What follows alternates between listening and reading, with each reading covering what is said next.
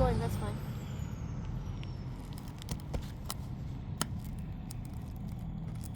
Okay. And we were able to get this one out, but once again, there is, it did pull through and it did tear. Okay, so those are issues.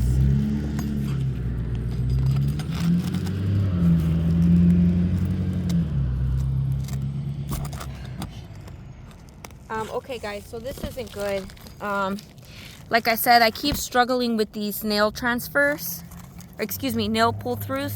And what you'll see is that this one, because it was so close to the edge, not only did it pull through, but it ripped through. So you have, because these are on the edge, they're a little bit more susceptible to that kind of damage. And so that's just to show you guys.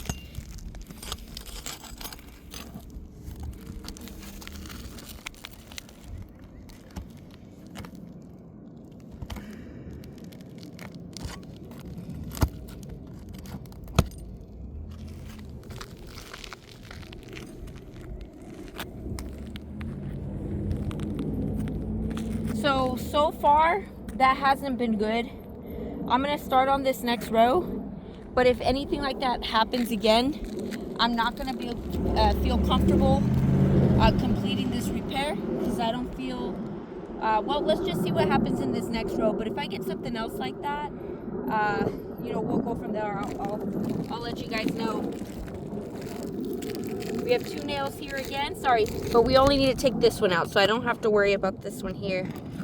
Or do I actually, do I? No, I don't. Sorry, I had to pause for a second.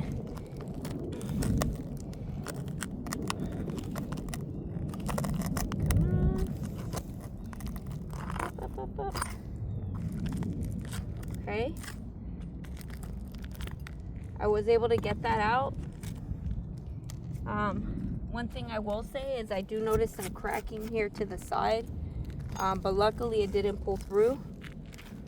Let's do this one here next. Can I show?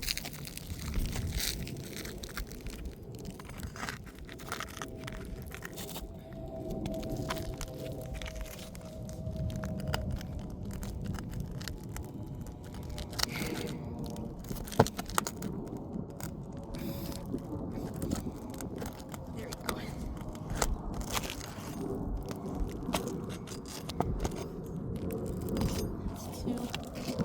And we should have 1 more, 2 more. Alright, so far no nail pull-throughs.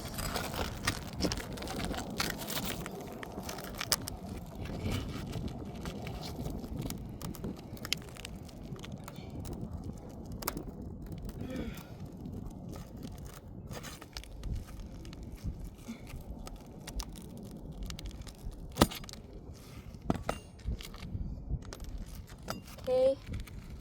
Now with this one, what you guys saw just now is that I went over the top to pull the nail out.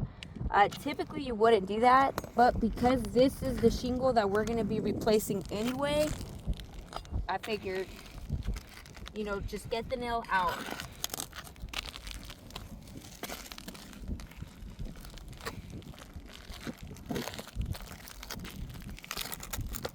Okay. There we go.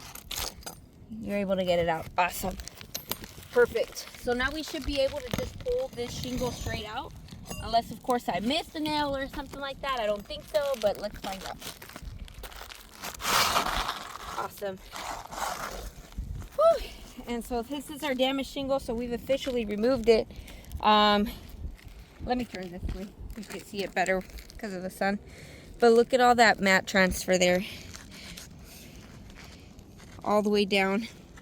And not just that, guys, I just want to make a comparison here. Some of the nails, let me see, were easier to come out, right? So like, just to give you an example, see how big that hole is there? Now compare it to this one, which is a nail pull through down here. It's much larger, which means that, like I said, at the next rainstorm, the water can get in there and it can get trapped underneath the shingle. And eventually this homeowner is going to have leaks because of the nail pull-throughs. So I just wanted to point that out to you guys. We have another one here at the bottom. Okay. But this part, we're done. Next up, I'm going to slide our brand new shingle in there. This is a 3-tab that I got from my truck. And just gonna slide it in and make sure it lines up.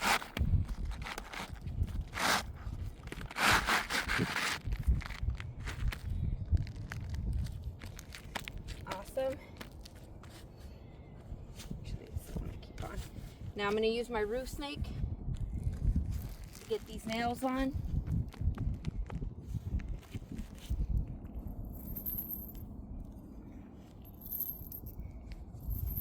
All right, here we go.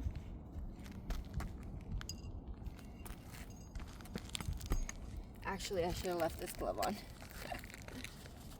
All right, here we go. So first nail, we're going to be putting it right in here on the nail line. Awesome. Here we go.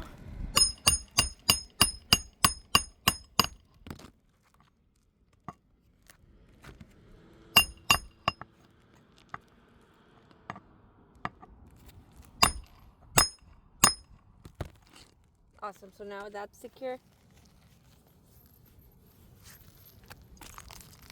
Here's our next one.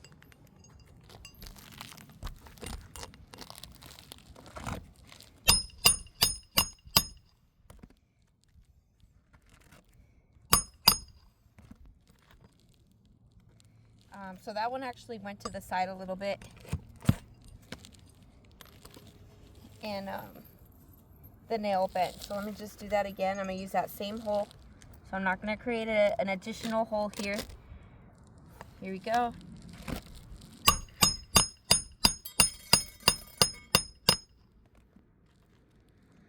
There we go. Perfect.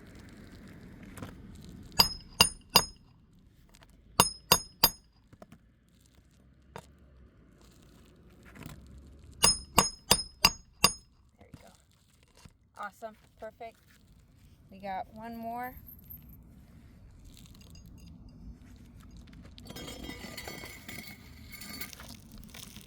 Oh.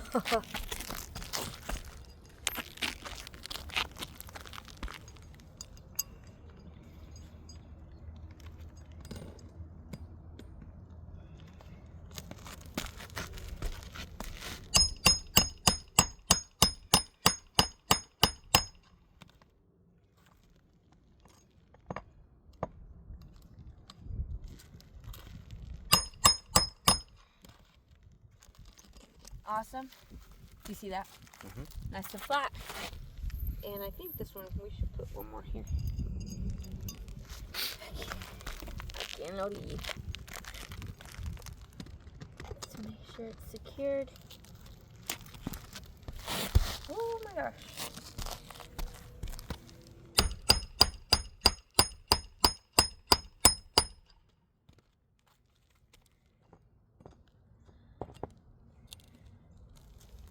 I don't like how that one's going in. Like, there's nothing wrong with it, but it seems a little sideways to me.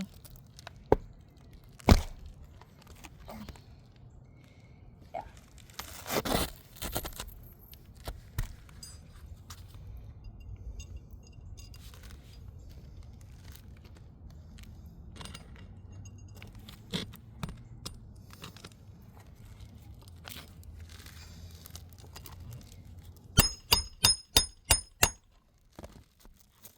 Much better.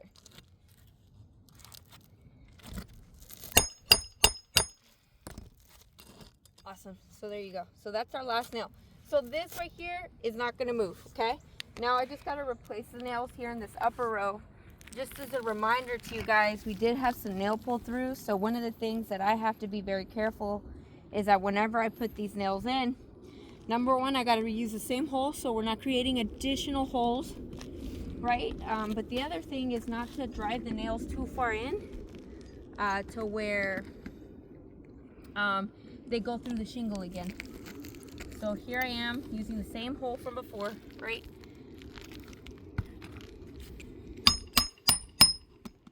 And once again, my goal is not to overdrive this nail.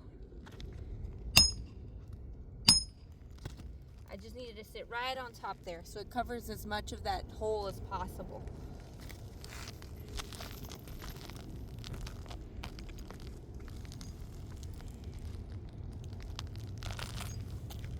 same thing for my next one here.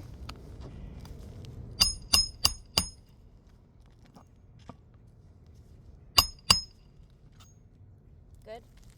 And we got one more. And then I'll be done with this repair and we'll go over what we found. Actually, there's two more. Two more here.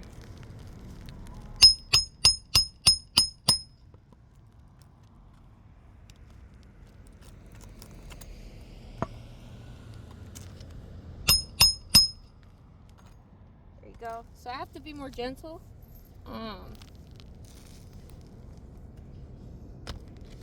Just to make sure that I don't drive that more than it needs to be. And here's our last one. And then we'll be done with this repair.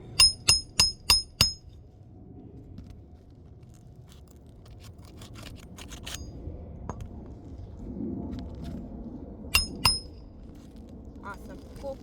Perfect. So our repair is complete. Couple of things, right? So we had literally mat transfer on basically every shingle or every tooth for the most part. I think this one didn't have any. There were two that didn't, but essentially mat transfer on 2 additional shingles, maybe even 3 to be honest. Yes, because this is actually part of another shingle over here. So it's 1, 2, 3 shingles that all had excessive mat transfer. We had nail pull-throughs in this top row as well as on the bottom row, but luckily we replaced that. So that is a positive there. As far as creasing is concerned, I mean, we do have quite a bit of granules that are coming off as a result of the repair. So the granules are going to be a problem. I